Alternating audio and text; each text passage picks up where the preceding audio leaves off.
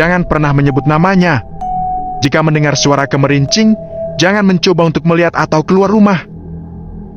Raka dalam perjalanan pulang dari rumah almarhum Helmi. Dia membonceng Melisa, sedangkan Raditya membonceng Angga. Raka sengaja berbelok ke arah pom bensin. Raditya menunggu mereka di depan toilet. Kita main dulu aja ke rumah Raka, gimana? Tanya Angga pada Raditya.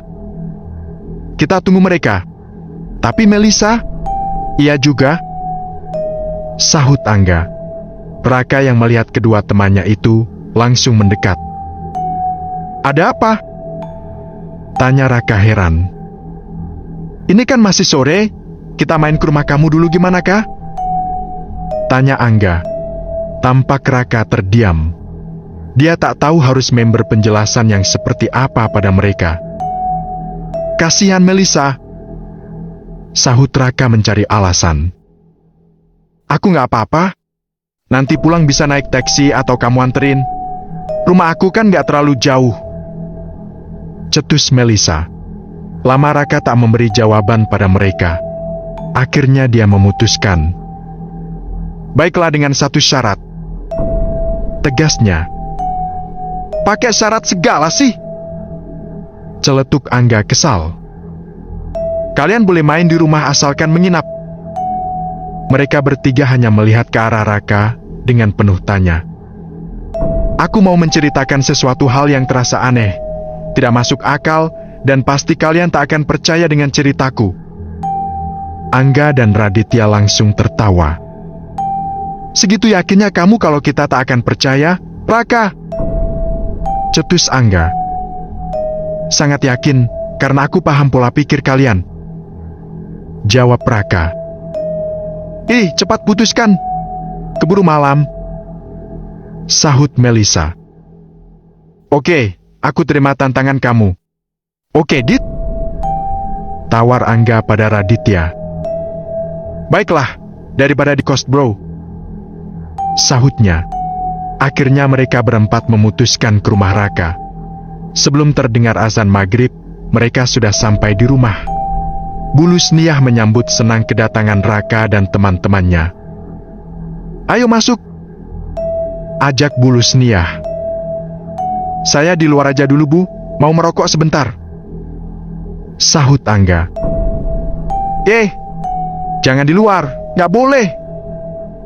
Cetus Bulus Niyah dan akhirnya mengajak mereka semua masuk ke dalam rumah. Angga langsung melirik ke arah Raditya. Sorry, di desaku mulai 2 minggu ini setelah maghrib jarang yang berani keluar rumah. Jadi ibuku pun begitu. Jelas Raka. Kenapa? Tanya Melisa. Kamu gak pernah dengar Mel? Rumah kamu juga daerah sini juga kan? Tanya Raka heran. Rumahku perbatasan dengan Surabaya, gak dekat juga gak terlalu jauh. Wajar aku kurang update berita yang terjadi di desa kamu. Ujar Melisa seolah pembelaan diri. Memang cerita tentang apa?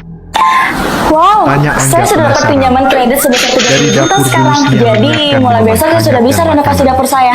Aku juga mendapatkan Sudah 50 juta, biaya les kalian anak sholat akhirnya dulu. tak lagi menjadi beban. Ujar Bulus Niyah. Apakah ini menghentikan pinjaman cerita online dengan Raka. bunga tinggi? Tidak. Fitri, ini ajak Melisa ke kamar mandi. Gadis itu langsung mengajak Fitri ke kamar mandi dan ke tempat sholat. Mas Raka jadi imam.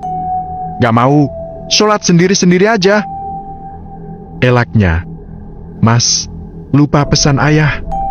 Kalau ayah sudah meninggal yang menggantikan imam, Mas Raka, sahut Fitri. Raka pun akhirnya tak bisa mengelak. Mereka menunaikan sholat berjemaah bersama. Belum sampai salam berakhir, terdengar bunyi cukup keras. Braak. Seperti pintu yang terbuka lebar dengan paksa. Belum sampai mereka berdoa, ibu buru-buru melihat ke ruang depan. Angin berembus sangat kencang, hingga membuat pintu ruang tamu terbuka lebar. Sebaiknya motor kalian dimasukkan saja. Sepertinya mau hujan. Sahut ibu. Bergegas mereka memasukkan motor ke dalam rumah. Enaknya angin segar. Celetuk Raditya. Maaf Mas Radit, pintu mau Fitri kunci. Sebelum si itu muncul, nanti bisa bawa korban lagi seperti teman Mas Raka. Celetuk Fitri yang membuat mereka bertiga terkejut. Si itu? Tanya Melisa ulang. Maaf mbak, sama ibu nggak boleh mengucapkan namanya. Sahut Fitri. Mereka bertiga memandang ke arah Raka seolah meminta penjelasan. Teman yang dimaksud adikmu, Helmi? Tanya Melisa. Raka hanya bisa mengangguk. Maksudnya gimana? Cerita dong! Tanya Raditya mulai penasaran. Wanita paruh-baya itu berjalan mendekat. Sebaiknya makan dulu, yuk. Sudah ibu siapkan. Akhirnya mereka berempat menuju meja makan. Terlihat Fitri asyik menonton televisi di ruang tengah. Dia sangat senang dengan kedatangan kakaknya dan teman-temannya. Mas Raka, sudah libur kuliahnya? Tanya Fitri. Sudah, tinggal ambil SKS saja di kampus. Kapan? Tanya Fitri. Kenapa? Kamu senang kalau aku di rumah? Ada teman gitu? Sahut Raka menggoda. Iya, Mas. Fitri kalau malam hampir nggak bisa tidur. Takut. Takut kenapa? Tanya Angga. Ada, itu. Hah? Kalian dari tadi selalu bilang si itu. Sebenarnya siapa dia? Tanya Raditya. Seketika Fitri terdiam.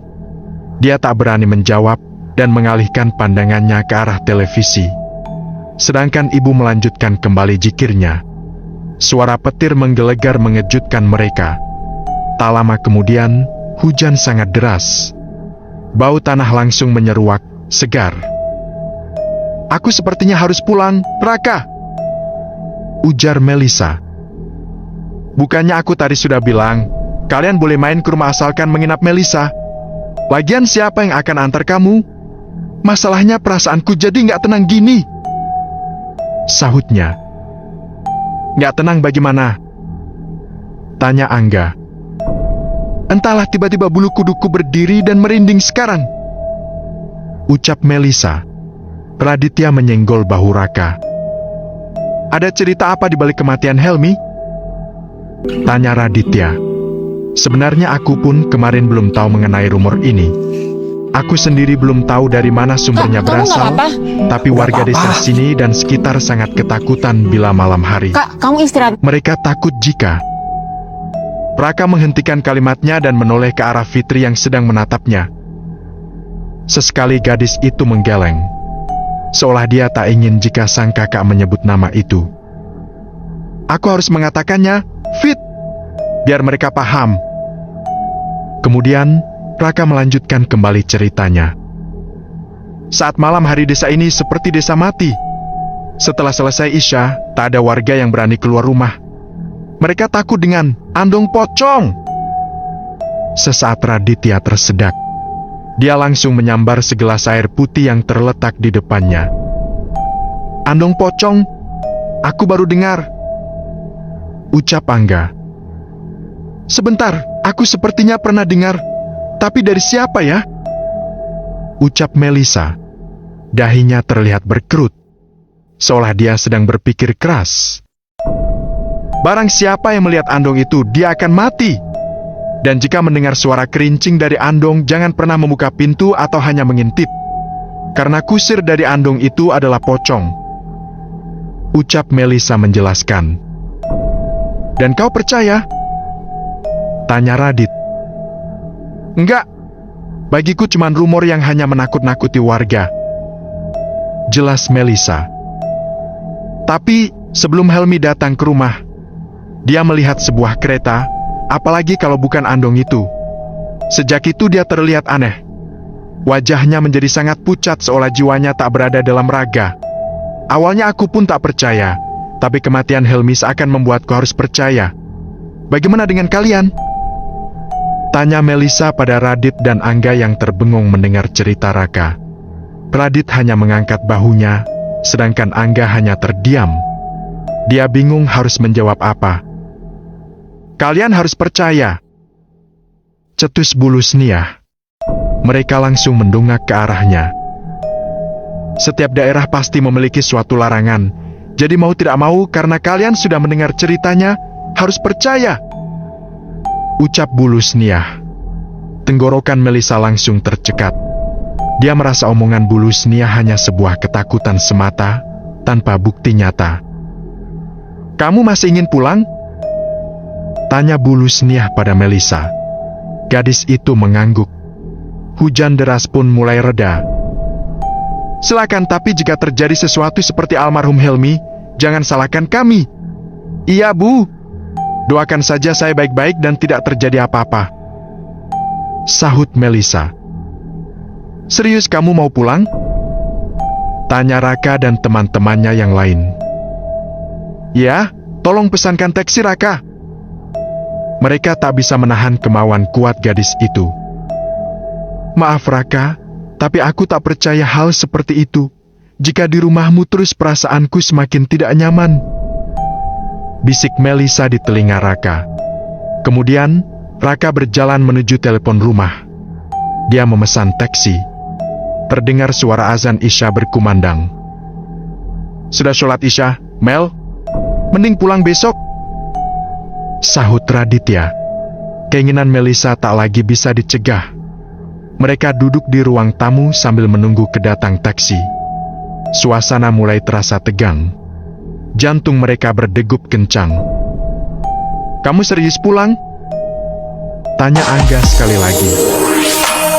Iya, di sini suasananya nggak enak banget. Kakak berani sekali. Apa serius kakak nggak percaya cerita ini? Tanya Fitri dengan raut wajah tegang. Kalian jangan mudah percaya oleh cerita rumor tak jelas seperti ini. Bisa saja kematian Helmi tak ada sangkut pautnya dengan andong pocong itu. Sahut Melisa tegas. Ih, kakak. Sebut lagi nama si itu. Celetuk Fitri meringis. Tintin.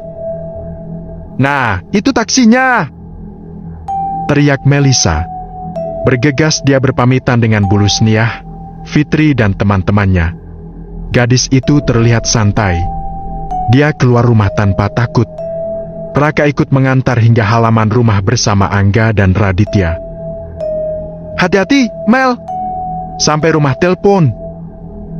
Cetus Raka khawatir. Oke, makasih ya.